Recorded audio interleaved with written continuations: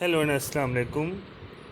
This is the second part regarding the recovery of areas of land revenue, and here we are going to start from section 86 onwards, and we are going to continue our discussion regarding the land revenue areas, that what are the modes left to recover the land revenue areas. The other modes that we have already discussed in our preceding lecture. So let us start.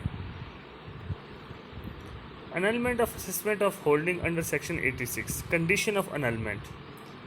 After the failure of all other processes and areas are remain due for longer period than 1 year, then Board of Revenue may annul the due areas of current assessment. Exemption. This rule follows some exceptions. This action shall not be taken against the land which was attached under section 85 and which was under the charge of court of wards. So what the lawgiver here trying to tell us that अगर आपने वो जितने modes इससे पहले हमने exhaust किए या आपने वो एग्जॉस्ट कर लिए या इवन आपने वो सारे के सारे एग्जॉस्ट ना भी किए हों, ये भी आपने रखना है इंस्टेड। अगर आपने क्योंकि अगर आप सेक्शन 86 को पढ़ेंगे ना तो इसमें आपको दो बातें नज़र आती हैं। एक लफ्ज़ आपको नज़र आएगा in addition to, meaning there were in addition to all the modes that we have talked about before, in addition to all those modes or instead of all those modes. Instead of means कि उन सारे modes के बजाय आप इस एक mode पे भी आते हैं, लेकिन अगेन इस सारे को करने के लिए बोर्ड ऑफ रेवेन्यू की सैंक्शन बहुत ज़रूरी है। Board of revenue which is the highest authority when it comes to land revenue act, उसकी इजाज़त के बगैर अनलमेंट नहीं हो सकती। लेकिन वो भी इन दो रूल्स के ताबे है कि अगर उसकी अटैचमेंट अंडर सेक्शन 85 कलेक्टर ने ना रखी हो या कोर्ट ऑफ वार्ड्स ये आपको पता होगा कि जब कोई लैंड किसी इडियट के पास हो या किसी माइनर के पास हो या किसी ऐसे बंदे के पास हो जो कि incapable of taking care of the land, if the land is under somebody who cannot take care of that land due to any issue, then court of wards जो है वो अपनी मैनेजमेंट ले लेती है उस लैंड की, यदि उस लैंड की मैनेजमेंट वो ख़ुद से ले लेती है।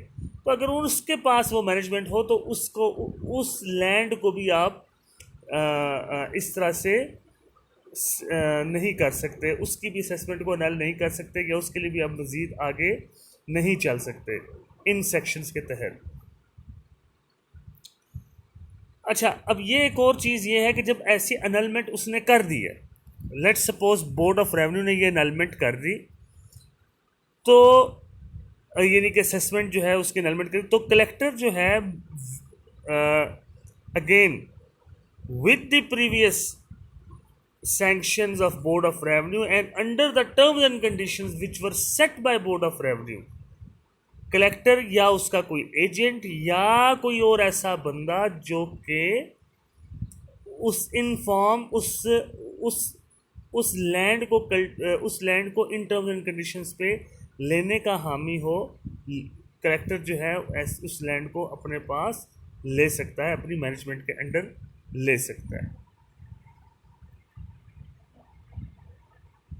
नेक्स्ट इसी सेक्शन में ये है कि ड्यूरेशन ऑफ अनलमेंट। अब ये याद रखना है कि पीरियड ऑफ अनलमेंट, यानी कि ये जो अनलमेंट आपने की है ये 10 ईयर्स से ज़्यादा नहीं होती नॉर्मली, यानी कि वो 10 ईयर्स के जिन 10 ईयर्स में कलेक्टर ने, क्योंकि कलेक्टर अगर उस सारी ज़मीन को अपने पास ले जाए तो वो इसी सूरत में लेगा ना कि जब पिछली असेसमेंट को अनल किया जाता है तो जो कलेक्टर है उसका जो पोजेशन है इस सेक्शन के अंडर यानी सेक्शन 86 के अंडर वो 10 साल से ज़्यादा नहीं हो सकता, क्योंकि अनलमेंट 10 साल से ज़्यादा नहीं हो सकती। तो ये आपने याद रखना है। अनलमेंट comes into effect from the beginning of the next agricultural year. Collector may make assessment before the expiry of term. So even when collector has taken the whole land in his possession, again defaulter को मौका दिया जाता है कि कई दफ़ा collector जो है वो खुद असेसमेंट, यानी अगर अगर उसने अपने पास 10 साल के लिए ज़मीन उसने ले ली अपने पास, तो समझ लें कि 4 सालों बाद अगर वो ये देखता है कि 4 सालों तक जितना मैंने रेवेन्यू कमाया यहाँ से, उस हिसाब से अगले जो 6 साल है, मैं एक मिसाल दे रहा हूँ, कितनी असेसमेंट होगी, तो वो असेसमेंट ऑफ कोर्स वो असेसमेंट फिर पीछे वो बोर्ड ऑफ रेवेन्यू को बताता है कि भाई मेरे ख्याल में ये असेसमेंट बनती है अगले 6 सालों की। तो वो एक और मौका देते हैं डिफ़ॉल्टर को कि भाई तुम ये ज़मीन ले लो, इतनी असेसमेंट बनती है, वो तुम हमें नेक्स्ट ईयर्स की इतनी असेसमेंट बनती है वो हमें दे दो। लेकिन अगर डिफ़ॉल्टर जो है ऑलरेडी जो जिसने ये एरियर्स पे करे थे, जो कि पिछले एरियर्स तो उन्होंने कंप्लीट कर लिए, तो उन्होंने नेक्स्ट एरियर्स के लिए यानी नेक्स्ट असेसमेंट के लिए इससे रब्ता किया है ना डिफ़ॉल्टर। तो defaulter if defaulter again refuses to pay arrears and give notice of refusal, collector shall take over the possession of his holding for the remaining period of current assessment.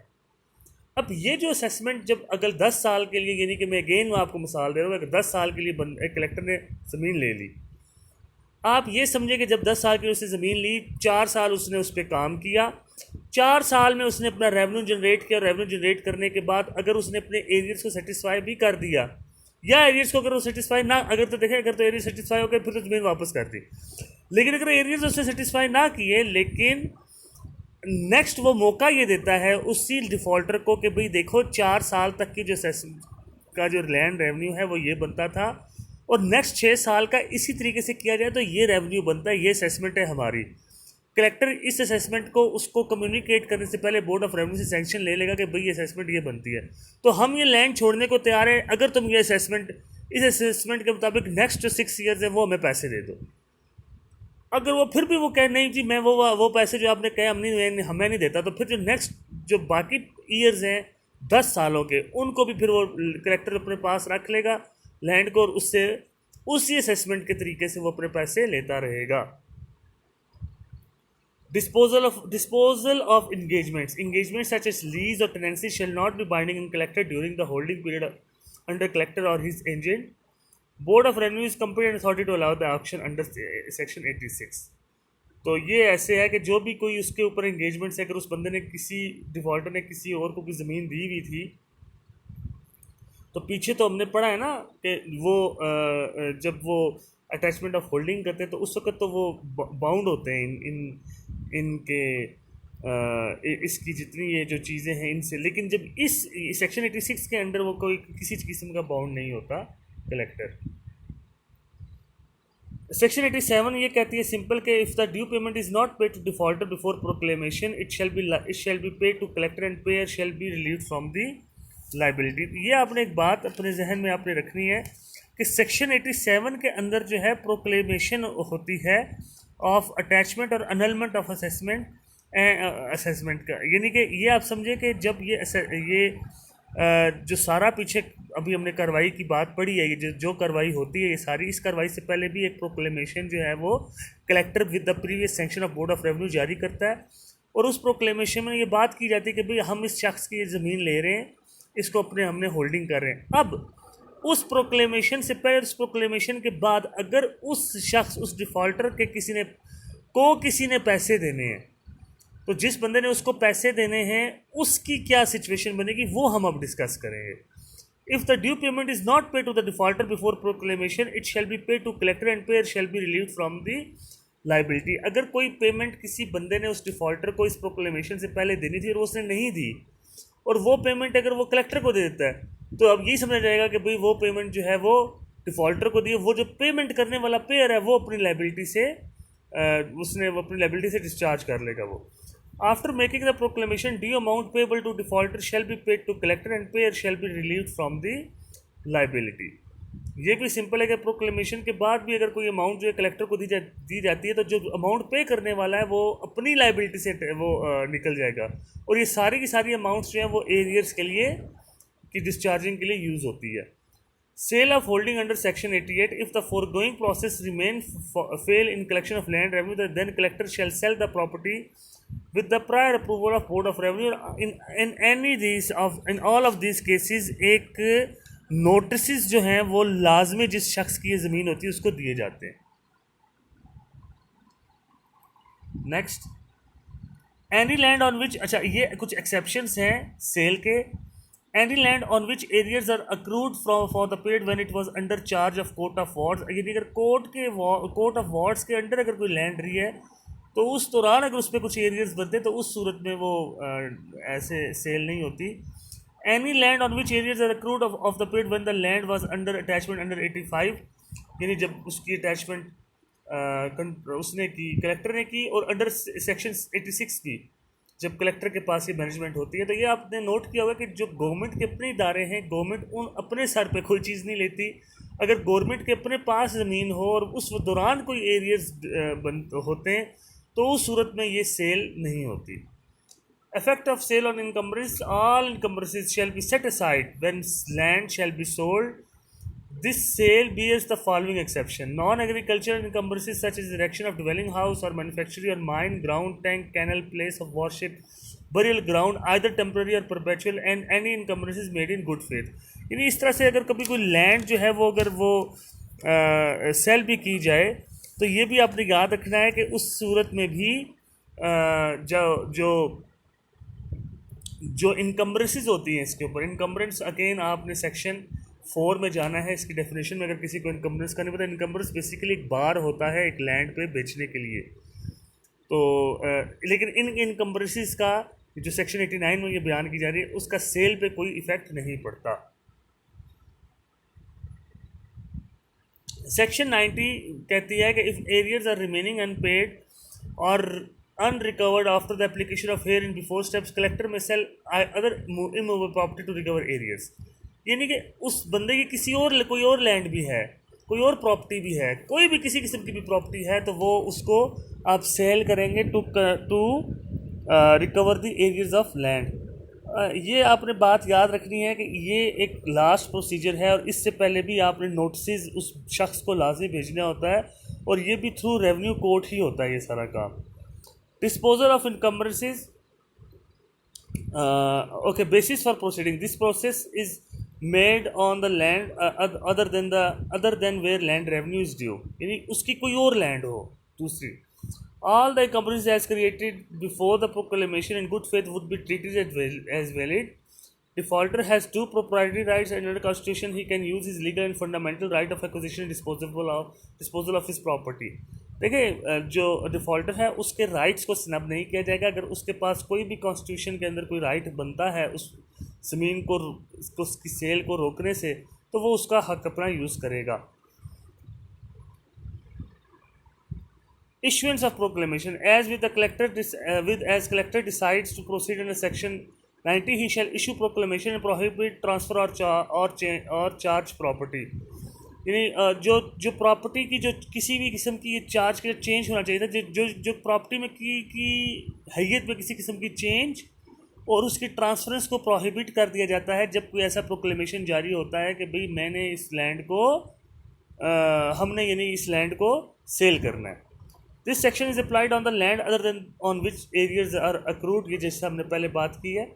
Collector can withdraw his proclamation as soon as defaulter deposits to the authority all dues including the expenses incurred on management and administration or pays on spot before the fall of final hammer. Final hammer means कि अगर कोई auction ऐसी कोई हो रही है तो उस ऑक्शन से पहले तक अगर वो कुछ भी चीज़ ऑफ कोर्स इस सारे प्रोसेस की एक्सपेंसेस को भी इंक्लूड करके वो दे देता है तो फिर सब प्रोसेस रुक जाएगा.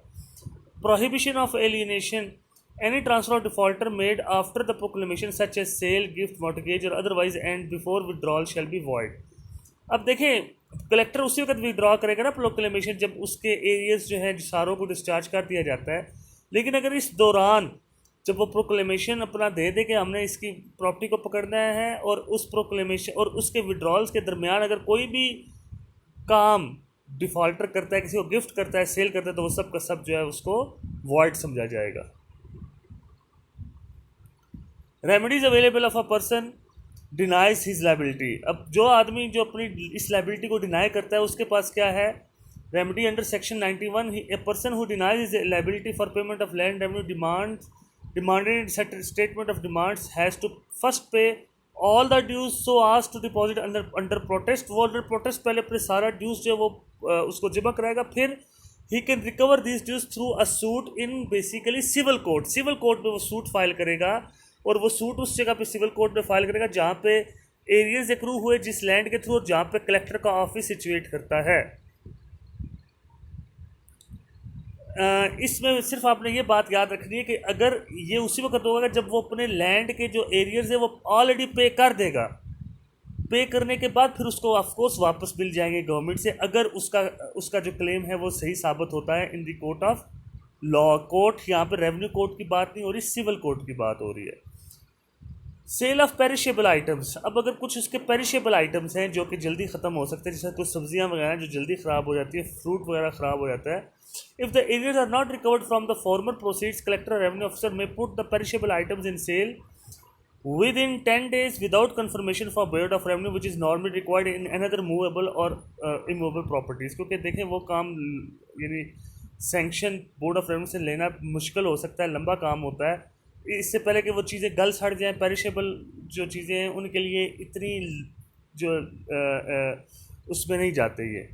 This sale must be conducted within shortest possible time which may extend up to 10 days।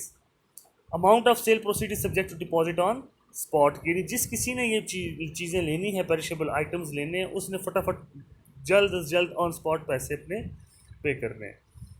Rules क्या होते हैं सेल के? अगर सेल ऑफ कैटल है, लाइव स्टॉक है, एनिमल्स है, ये कोई हर्ड है, this sale is conducted within 30 days। All terms and condition shall remain same as previous. Sale of other movable property which was left over in formal sale for the purpose of recovery of arrears from defaulter. कोई ऐसी चीज़ें जो पहले रह गई हों उनको आप दोबारा सेल कर सकते हैं। General rules regarding sale of perishable property, cattle and other movable property. Collector issues proclamation for such sale. This sale is not subject to the approval of Board of Revenue. Copy of proclamation is affixed or pasted in conspicuous part of tehsildar office, या उस ज़मीन के आगे पीछे, या उस शख्स जहाँ पे वो रहता है उसके आगे, उसके घर के आगे पीछे, यानी नोटिसेबल जगहों पे इस तरह के प्रोक्लेमेशन अफिक्स किए जाते हैं। सेल और auction cannot take place on Sunday और अदर हॉलीडे। कलेक्टर और revenue officer is concern persons to hold sale in term of auction. Collector होगा, रेवेन्यू ऑफिसर होगा, या कोई इसकी जगह और होना चाहिए था, कंसर्न पर्सन्स जो हैं वो होल्ड कर सकते हैं ऐसी सेल को ऑक्शन की तरह। Payment of arrears before the completion of sale puts it to an end in favour of defaulter. Successful bidder has to deposit 25% of bid amount on spot and balance within 30 days। ये भी simple है। Failure to deposit balance amount puts property in re-auction with forfeiture of deposited money। अगर उसने बाकी पैसे ना दिए bidder ने तो उसकी जो रकम ली होती है वो जब्त हो जाती है। ये सिंपल रूल्स हैं ऑक्शन के। Loss in re-auction is recovered from prior bidder. जो पहला बिडर है उससे री ऑक्शन के लॉस को रिकवर किया जाता है। Every sale is subject to report to commissioner. Any irregularity और मिस्टेक इन पब्लिकेशन और conduct of sale shall put sale set aside. Such application must be filed within 30 days after sale. अगर sale के दौरान कोई इस तरह की कोई मिस होती है, अपॉर्चुनिटी होती है, देखें इस सेल को डिफ़ॉल्टर भी अटेंड कर सकता है और डिफ़ॉल्टर के जो राइट्स हैं उनको स्नब नहीं किया जा सकता। इन सब चीज़ों से पहले आपको डिफ़ॉल्टर को नोटिस देना होता है लाजमी। Purchaser is provided with a certificate being conclusive proof of purchase in this auction needs not to be registered. Purchase money is refunded upon non confirmation और सेट असाइड ऑफ सेल। अगर कोई set यानी वो पैसे वापस ही मिल जाते हैं अगर इस तरह की सेल को कन्फर्म ना किया जाए। Claim of third person is not adjustable from auction. किसी तीसरे बंदे का क्लेम है ना अगर उसी प्रॉपर्टी पे कि वो कहे जी मैंने ये सब्जियां इससे ली हुई थी, मैंने इससे पैसे दिए हुए थे, तो वो यहाँ पे ट्रीट नहीं होगा। Proceeds of sale shall adjust arrears of land revenue. Also cost of sale reimbursed to the defaulter, reimbursed, sorry for the spelling, to defaulter, which shall be left over after adjustment of land revenue and cost of sale. सारी cost of sale सब चीज़ों को ख़त्म करके, land revenue के areas को ख़त्म करके, बाकी जो पैसे बचते हैं इन सारी चीज़ों के वो डिफ़ॉल्टर को दिए जाते हैं। और ये ऐसा पहले भी जितनी हमने होल्डिंग्स पढ़ी, जितनी हमने सेल का पढ़ा, सब में एरियर्स के बाद जितने पैसे बचते हैं वो सब का सब जो है वो राइट होता है डिफ़ॉल्टर का। So guys, this was the whole presentation that was in two parts for when it comes to the recovery of land revenue. I hope all of you got a bit of insight into this part of Land Revenue Act 1967. And for any confusion or in case of any other query, do ask me. Thank you so much.